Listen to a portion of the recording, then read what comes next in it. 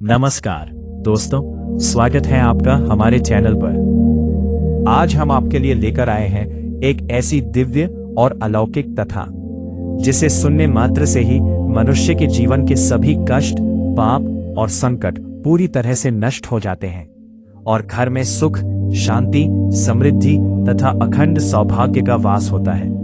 हमारे सनातन धर्म के पुराणों में इस पावन कथा की महिमा का बहुत ही सुंदर और विस्तार पूर्वक वर्णन किया गया है कि किस प्रकार एक सच्चे भक्त की अटूट श्रद्धा, कठिन तपस्या और धर्म के मार्ग पर चलने की शक्ति के सामने स्वयं ईश्वर और साक्षात काल को भी झुकना पड़ा था।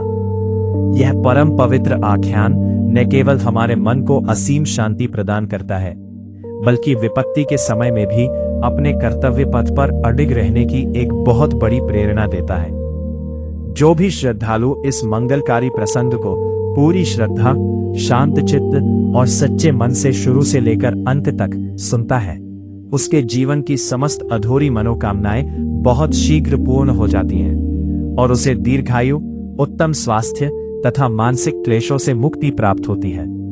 आइए अपने हृदय में उस परम सत्ता का ध्यान करते हुए पूरी तरह से भक्ति रस में लीन होकर इस परम पावन, अलौकिक और कष्ट निवारक कथा का श्रवण प्रारंभ करते हैं।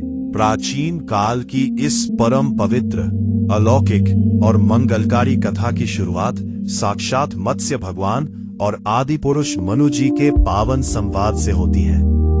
पौराणिक समय में जब महाराज मनु ने कौतूहलवश मत्स्य भगवान के सम्मुख हाथ जोड़कर अत्यंत विनम्रता पूर्वक पूछा कि हे प्रभु, इस संपूर्ण सृष्टि में, समस्त चराचर जगत में पतिव्रता स्त्रियों में कौन सबसे श्रेष्ठ है, जिसने अपने महान तपोबल, अडिग निश्चय, प्रखर बुद्धि और पातिव्रत्य धर्म की अलौकिक शक्ति से साक्षात काल यानी मृत्यु के देवता यमराज को भी पराजित कर दिया और यमराज के पाश से अपनी सुहाग के प्राण वापस छीन लाई। तब मत्स्य भगवान ने मनु जी के इस संशय को दूर करते हुए और संसार के समस्त पापों का नाश करने के लिए मद्र देश के राजा अश्वपति और उनकी परम तेजस्वी कन्या सावित्री की यह परम दिव्य और विस्तार पूर्वक कथा सुनाई। प्राचीन समय में मद्र देश में शाकल वंशी राजा अश्वपति राज करते थे। वे बड़े ही धर्मात्मा, परम प्रतापी, न्यायप्रिय और प्रजापालक राजा थे, जो अपनी प्रजा को संतान के समान मानते थे। परंतु उनके जीवन में एक बहुत बड़ा दुख था कि उनकी कोई संतान नहीं थी जो उनके जाने के बाद उनके इस विशाल राज्य को संभाल सके और उनके वंश को आगे बढ़ा सके। तब राजा ने संतान की अत्यंत तीव्र कामना से विद्वान ब्राह्मणों के निर्देश पर सभी मनोकामनाओं को पूर्ण करने वाली साक्षात जगत जननी देवी सावित्री की घोर आराधना और तपस्या प्रारंभ की। वे प्रतिदिन नियम पूर्वक भोर के समय उठकर सैकड़ों वेद पाठी ब्राह्मणों के साथ यज्ञशाला में बैठते थे और देवी सावित्री की प्रसन्नता के लिए सफेद सरसों और घी से बहुत बड़ा हवन करते थे। इसी प्रकार निरंतर तपस्या करते हुए जब पूरे 10 महीने बीत गए, तब चतुर्थी तिथि को देवी सावित्री ने राजा की इस कठिन और निश्चल तपस्या से अत्यंत प्रसन्न होकर यज्ञ कुंड से साक्षात प्रकट होकर राजा को दर्शन दिए। देवी सावित्री ने अत्यंत मधुर वाणी में कहा कि राजन, तुम मेरे नित्य भक्त हो और तुम्हारी इस अनन्य भक्ति और सेवा से मैं अत्यंत तृप्त और प्रसन्न हूँ। अतः मैं तुम्हें एक परम दिव्य कन्या प्रदान करूंगी। मेरी ही विशेष कृपा से तुम्हें मेरे ही समान रूप वाली एक सर्वांग सुंदरी कन्या प्राप्त होगी, जो संसार में अपने दिव्य गुणों के कारण पूजी जाएगी। अपने चरणों में पड़े हुए राजा से ऐसा कहकर वह देवी आकाश में बिजली की तरह विलीन होकर अदृश्य हो गई। समय आने पर राजा अश्वपति की मालती नाम की परम पतिव्रता और धार्मिक पत्नी ने ठीक देवी सावित्री के समान अलौकिक रूप वाली एक परम स्वस्थ, अत्यंत सुंदर और तेजस्वी कन्या को जन्म दिया। तब राजा ने अत्यंत हर्षित होकर और मंत्रियों सहित उत्सव मनाकर ब्राह्मणों से कहा कि तपोबल के द्वारा आवाहन किए जाने पर साक्षात देवी सावित्री ने ही इसे मुझे प्रसाद के रूप में दिया है तथा यह देवी सावित्री के ही समान अलौकिक और दिव्य रूप वाली है, अतः इसका नाम भी सावित्री ही होगा। तब उन विद्वान ब्राह्मणों ने वैदिक रीति से संस्कार करके उस कन्या का नाम सावित्री रख दिया। सावित्री अत्यंत सुंदर, सुशील और विदुषी थी। उसकी सुंदरता, शील और अनुपम गुणों की प्रशंसा दूर दूर के राज्यों तक फैलने लगी।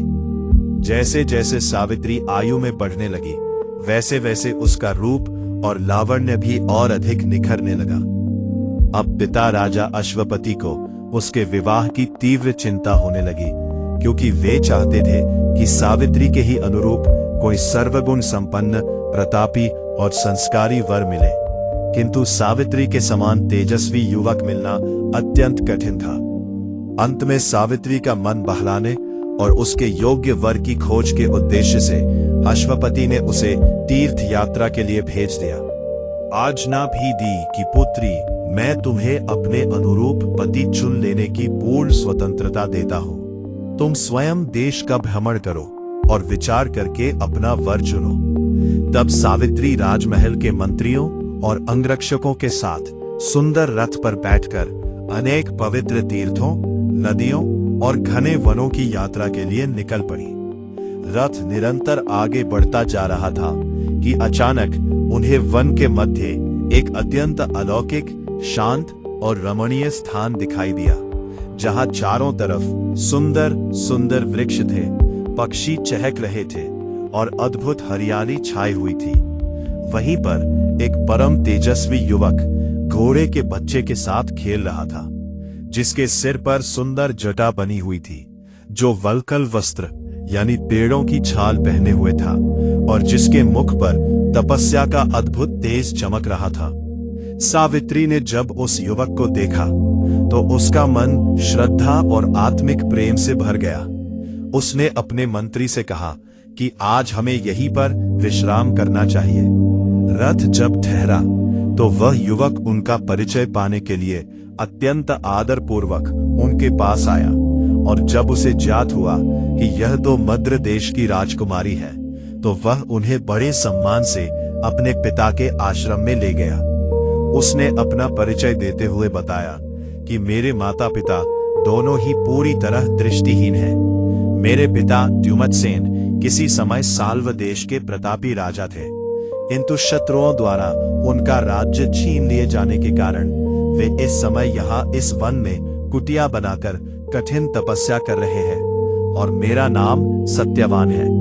सावित्री ने जब सत्यवान के माता पिता की निश्चल सेवा और उनके सद्गुणों को देखा तो उसने मन ही मन सत्यवान को अपने पति के रूप में स्वीकार कर लिया। दूसरे दिन सावित्री अपने महल लौट आई और बड़ी लज्जा तथा शालीनता से उसने अपने पिता से सत्यवान से विवाह करने की अनुमति मांगी। राजा अश्वपति यह सुनकर बहुत प्रसन्न हुए कि सावित्री को उसके अनुरूप योग्य वर मिल गया है, किंतु तभी वहां पर देवर्षि नारद जी का मंगलकारी आगमन हुआ। राजा ने नारद जी को प्रणाम करके अपनी पुत्री के भाग्य और सत्यवान के विषय में पूछा। तब देवर्षि नारद जी ने राजा से अत्यंत दुखद वाणी में कहा कि हे राजन, जिसे तुम्हारी पुत्री ने पति रूप में चुना है, वह राजकुमार सत्यवान भले ही सर्वगुण संपन्न, सत्यवादी और धर्मात्मा है, किंतु उसकी आयु बहुत ही कम है और आज से ठीक 1 वर्ष बाद उसकी आयु समाप्त हो जाएगी और उसकी मृत्यु निश्चित है। देवर्षि नारद जी के ऐसे अमंगल वचन सुनकर राजा को पूर्ण विश्वास हो गया कि ज्योतिषियों ने भी जो भविष्यवाणी की थी वह सत्य है।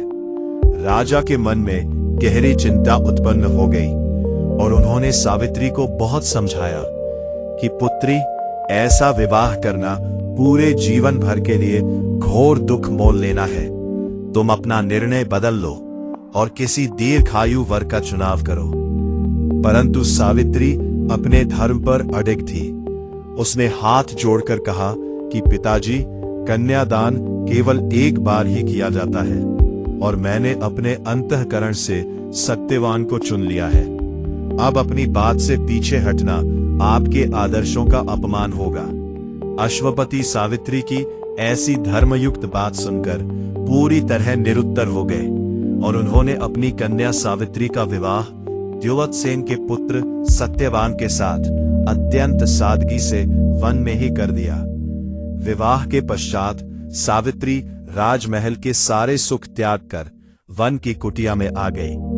वह दिन रात अपने अंधे सास ससुर और पति की सेवा में लीन रहने लगी, परंतु नारद जी की वह अशुभ वाणी उसके हृदय में सदैव गूंजती रहती थी, जिससे वह दुखी मन से समय व्यतीत करती थी। सत्यवान और सावित्री सदा लोक कल्याण, ईश्वर भक्ति और धर्म की बातें करते थे। सावित्री दिन भर घर का सारा कामकाज करती थी और जब कभी उन्हें थोड़ा भी समय मिलता तो वह एकांत में बैठकर भगवान से अपने पति की लंबी आयु की प्रार्थना करती थी। जैसे जैसे वह नियत समय निकट आता गया, सावित्री के मन की व्याकुलता और चिंता बहुत अधिक बढ़ती गई। जब ब्राह्मणों और ज्योतिषियों की गणना के अनुसार सत्यवान की मृत्यु में केवल 4 दिन शेष रह गए, तब परम धर्मपरायणा पतिव्रता राजपुत्री सावित्री ने अपने सास ससुर से विशेष आज्ञा लेकर अत्यंत कठिन त्रिरात्र व्रत का अनुष्ठान प्रारंभ किया, जिसमें उसने 3 दिनों तक अन्न जल का पूरी तरह त्याग कर दिया।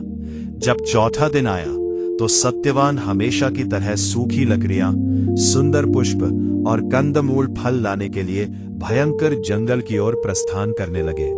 सावित्री जानती थी कि आज ही वो अंतिम दिन है, इसलिए वो अपने व्रत के नियम टूटने के भय को छोड़कर और सास ससुर की विशेष आज्ञा लेकर अत्यंत दुखद मन से पति के साथ उस घने और डरावने जंगल में जाने के लिए तैयार हो गई। ये देखकर सत्यवान ने उसे बहुत समझाया कि देवी, तुमने पिछले 3 दिनों से कुछ भी नहीं खाया है, तुम्हारा शरीर अत्यंत कमजोर हो गया है, अतः तुम मेरे साथ इस कठिन मार्ग पर मत जाओ। किंतु देवी सावित्री अपने निश्चय पर अडिग रही और वो सत्यवान के साथ वन को चली गई। नारद जी के वचनों का ध्यान करके उसके चित्त में बहुत अधिक कष्ट था, परंतु उसने अपने इस महान भय को अपने पति के सामने प्रकट नहीं होने दिया और उनका मन बहलाने के लिए वन में छोटे बड़े सुंदर वृक्षों और पक्षियों के बारे में अपने पति से सामान्य पूछताछ करती रही। शूरवीर सत्यवान उस वन में विशाल वृक्षों, सुंदर पक्षियों और पशुओं के झुंड को दिखा दिखाकर अपनी उस थकी हुई और कमल के समान विशाल नेत्रों वाली प्रिय पत्नी सावित्री को बार बार ढांढस बंधाते रहे।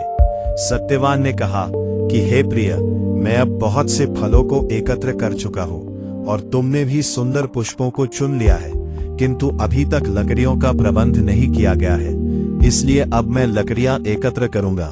तब तक तुम इस सुंदर सरोवर के तट पर एक ठंडी छाया वाले वृक्ष के नीचे बैठकर क्षण भर विश्राम करो। देवी सावित्री ने पति की आज्ञा शिरोधार्य करते हुए कहा कि जैसी आपकी आज्ञा स्वामी। सावित्री के ऐसा कहने पर सत्यवान उस वन में राजकुमारी के सामने ही उस सरोवर से थोड़ी ही दूरी पर लकड़ियां काटने लगे, परंतु देवी सावित्री एक क्षण के लिए भी अपनी दृष्टि उनसे नहीं हटा रही थी, क्योंकि उसे लग रहा था कि किसी भी क्षण अनहोनी हो सकती है। लकड़ियां काटते काटते अचानक सत्यवान के सिर में असहनीय पीड़ा उत्पन्न हुई और वे अत्यधिक व्याकुल होकर कुल्हाड़ी छोड़कर अपनी पत्नी सावित्री के पास आए और अत्यंत दुर्बल वाणी में कहने लगे कि सावित्री, लकड़ियां काटने से मेरे सिर में बहुत भयंकर दर्द हो रहा है और पूरा शरीर थकान से टूट रहा है। मुझे ऐसा लग रहा है कि मेरी आंखों के सामने घोर अंधकार छा रहा है और मुझे कुछ भी दिखाई नहीं दे रहा है। इस समय मैं तुम्हारी गोद में अपना सिर रखकर थोड़ी देर सोना चाहता हूं। राजपुत्री सावित्री ने अत्यंत व्याकुल होकर तुरंत अपने पति के सिर को अपनी गोद में रख लिया और सत्यवान ने अपनी आंखें सदा के लिए मूंद ली। जब सावित्री की गोद में सिर रखकर सोते हुए सत्यवान के प्राण पूरी तरह शांत हो गए, तब उसी समय उस एकांत स्थान पर परम पतिव्रता महाभागा राजपुत्री सावित्री ने साक्षात सामर्थ्यशाली धर्मराज यमराज जी को देखा, जो नीले कमल के समान अत्यंत श्याम वर्ण से सुशोभित थे, जिन्होंने चमकीला पीतांबर धारण किया हुआ था, जो जल से भरे हुए काले मेघों के समान तेजस्वी दिख रहे थे, तथा जिनके मस्तक पर सूर्य के समान चमकता हुआ दिव्य मुकुट और कानों में कुंडल थे। उनके विशाल वक्ष स्थल पर सुंदर हार लटक रहा था और उनके ठीक पीछे मृत्यु सहित महाकाल भी अदृश्य रूप में विद्यमान था। धर्मराज यमराज ने उस स्थान पर पहुंचकर सत्यवान के निर्जीव शरीर से अंगूठे के परिमाण वाले सूक्ष्म पुरुष अर्थात उनके प्राण उनको अपने पाश में बलपूर्वक बांधकर अपने अधीन कर लिया और उसे खींचकर अत्यंत तीव्रता से दक्षिण दिशा की ओर प्रस्थान करने लगे। अपने पति के प्राणों को इस प्रकार जाते देखकर आलस्य और भय से रहित होकर देवी सावित्री अपने मृत पति के शरीर को धीरे से भूमि पर रखकर साक्षात यमराज जी के पीछे पीछे चल पड़ी और कांपते हुए हृदय से हाथ जोड़कर यमराज जी से अत्यंत नीतिपूर्ण वचन कहने लगी कि हे देव, शास्त्रों में कहा गया है कि माता की भक्ति से इस लोक की, पिता की भक्ति से मध्यम लोक की और गुरु की सच्ची सेवा से ब्रह्मलोक की प्राप्ति होती है। और जो मनुष्य इन तीनों का पूर्ण आदर करता है, उसने मानो संसार के सभी धर्मों का पालन कर लिया। पुरुष के सारे श्रेष्ठ कर्म माता पिता और गुरु इन्हीं तीनों की सेवा में ही समाप्त हो जाते हैं। देवी सावित्री के इन अत्यंत झानी और धर्मयुक्त वचनों को सुनकर यमराज जी अचंभित हो गए और बोले कि सती, तुम जिस असंभव कामना को पूर्ण कराने के लिए मेरे पीछे पीछे इतनी दूर चली आ रही हो, उस कामना को यही छोड़ दो और शीघ्र ही अपने पति के शरीर के पास वापस लौट जाओ। सचमुच संसार में माता पिता की सेवा से बढ़कर कोई अन्य धर्म नहीं है, किंतु तुम्हारे इस प्रकार मेरे पीछे आने से मेरे शासकीय कार्य में विघ्न पड़ रहा है और तुम भी भूख प्यास और थकावट से चूर हो रही हो, इसलिए तुम वापस लौट जाओ। यमराज जी की बात सुनकर देवी सावित्री ने अत्यंत विनम्रता पूर्वक कहा कि हे यमराज जी, सनातनी स्त्रियों का पति ही उनका एकमात्र देवता है और पति ही उनको इस संसार में शरण देने वाला है, इसलिए साध्वी स्त्रियों को अपने प्राण प्रिय पतिदेव का ही अनुगमन करना चाहिए। पिता, भाई तथा पुत्र तो एक सीमित संपत्ति या सुख देने वाले होते हैं, किंतु पति अपनी पत्नी को अपरिमित और असीम सौभाग्य का दाता होता है। भला ऐसे पूज्य पति की कौन स्था री पूजा नहीं करेगी? आप मेरे पति को जहां भी ले जा रहे हैं, वहां मुझे भी जाने की अनुमति दीजिए, क्योंकि यदि मैं अपने पति के पीछे चलने में समर्थ नहीं हो सकूंगी, तो मैं यहीं अपने प्राणों का परित्याग कर दूंगी। तब यमराज जी ने सावित्री के इस अद्भुत पातिव्रत्य धर्म से अत्यंत प्रभावित होकर कहा कि पतिव्रते, मैं तुम्हारी इस अगाध निष्ठा पर अत्यंत प्रसन्न हूं, अतः तुम अपने पति सत्यवान के प्राणों को छोड़कर मुझसे कोई भी एक उत्तम वरदान मांग लो और देर मत करो। तब देवी सावित्री ने पहले वरदान के रूप में मांगा कि हे धर्मज्ञ, जो अपने राज्य से पूरी तरह च्युत हो गए हैं तथा जिनकी दोनों आंखें नष्ट हो गई हैं, ऐसे मेरे परम महात्मा ससुर राजा द्युमत्सेन को पुनः उनका खोया हुआ विशाल राज्य और दिव्य नेत्र ज्योति प्राप्त हो जाए। यमराज जी ने तुरंत कहा कि भद्रे, तुम्हारी यह इच्छा पूरी होगी। तुम तो अब बहुत दूर तक चली आई हो, इसलिए अब वापस लौट जाओ, क्योंकि तुम्हें बहुत थकावट होगी और मेरे कार्य में विघ्न पड़ेगा। तब देवी सावित्री ने पुनः कहा कि देवश्रेष्ठ, सत्पुरुषों और सज्जनों के साथ चलने पर कैसा परिश्रम और कैसा दुख। आप जैसे साक्षात धर्मराज के समीप रहने से मुझे किसी प्रकार की कोई ग्लानि या कष्ट नहीं हो सकता। सत्पुरुष तो अपने प्राणों का विसर्जन करके भी दूसरों का परोपकार करते हैं, और आप तो संपूर्ण जगत के नियंता हैं। आपके पीछे पीछे चलते हुए मुझे तनिक भी क्लेश नहीं हो रहा है। यमराज जी उसकी इस अद्भुत ज्ञान चर्चा से और अधिक प्रसन्न हो गए और बोले कि विशालाक्षी, तुम्हारे इन धर्मयुक्त वचनों से मैं विशेष रूप से संतुष्ट हूँ, इसलिए सत्यवान के प्राणों के अलावा कोई दूसरा मनचाहा वर मांग लो। सावित्री ने दूसरे वरदान में कहा कि हे विभु, मैं अपने पिता के लिए 100 सगे भाइयों की अभिलाषिनी हूँ, क्योंकि मेरे पिता पितृहीन हैं, अतः वे इस पुत्र लाभ से अत्यंत प्रसन्न हो। यमराज जी ने कहा कि आनंदिते, तुम्हारी यह याचना भी सफल होगी। तुम जैसे आई हो वैसे ही लौट जाओ और अपने पति की अंत्येष्टि क्रिया की तैयारी करो। अब यह दूसरे लोक में चला गया है, तुम इसके पीछे नहीं चल सकती। सावित्री ने फिर से यमराज के पीछे चलते हुए कहा कि हे देव, मनुष्य को बाल्यावस्था से ही धर्म का आचरण करना चाहिए, क्योंकि यह मानव जीवन अत्यंत नश्वर है और कौन जानता है कि किसकी मृत्यु कब हो जाए। प्राणी इस संसार में अकेला ही पैदा होता है और अकेला ही मर जाता है। केवल उसका किया हुआ धर्म ही उसके पीछे पीछे जाता है। मित्र, भाई और बंधु कोई भी परलोक में साथ नहीं देता। आप स्वयं कर्मों के अनुसार प्रजा का नियमन करते हैं, इसलिए आपको यम कहा जाता है और आप धर्म पूर्वक इस सारी प्रजा को संचालित करते हैं, इसलिए सत्पुरुष आपको धर्मराज कहते हैं। यमराज जी ने देखा कि सावित्री की बुद्धि और धर्म का ज्ञान देवताओं से भी बढ़कर है। तब वे पूरी तरह द्रवित हो गए और बोले कि देवी, तुम्हारी इन परम धर्मयुक्त बातों से मैं अत्यंत संतुष्ट हूँ। अतः तुम प्राप्त हुए वरदानों के बाद अब सत्यवान के प्राणों के अतिरिक्त कोई भी अंतिम वर मांग लो और तुरंत लौट जाओ। तब देवी सावित्री ने अपनी अद्भुत चतुराई और सूझबूझ का परिचय देते हुए तीसरे वरदान में मांगा कि हे देव, मैं आपसे अपनी कोख से उत्पन्न होने वाले 100 पराक्रमी और तेजस्वी पुत्रों का वरदान मांगती हूँ, क्योंकि शास्त्रों के अनुसार पुत्रहीन व्यक्ति की सद्गति नहीं होती है। यमराज जी ने बिना सोचे समझे शीघ्रता में कह दिया कि तथास्तु, तुम्हारी यह याचना भी अवश्य सफल होगी। अब तुम लौट जाओ। वरदान प्राप्त करते ही देवी सावित्री हाथ जोड़कर मुस्कुराते हुए बोली कि हे धर्मराज, आप कर्मों के अनुसार न्याय करने वाले देवता हैं। आपने स्वयं मुझे अपनी कोख से 100 पुत्र उत्पन्न करने का आशीर्वाद दिया है, परंतु दूसरी तरफ आप मेरे पति सत्यवान के प्राणों को अपने पाश में बांधकर अपने साथ ले जा रहे हैं। एक पतिव्रता सनातन नारी के लिए अपने पति के बिना संतान प्राप्त करना कैसे संभव है? यदि आप मेरे पति के प्राण ले जाएंगे तो आपका दिया हुआ ये 100 पुत्रों का वरदान पूरी तरह निरर्थक और मिथ्या हो जाएगा। अतः अपने ही वरदान की सत्यता की रक्षा के लिए आपको मेरे पति को जीवन दान देना ही होगा। यमराज सावित्री की इस अद्भुत न्याय संगत और अकाट्य बात को सुनकर पूरी तरह निरुत्तर हो गए और उन्होंने अपनी भूल को स्वीकार किया। वे समझ गए कि इस सती के तपोबल और पातिव्रत्य की शक्ति के सामने स्वयं काल की सत्ता भी विवश है।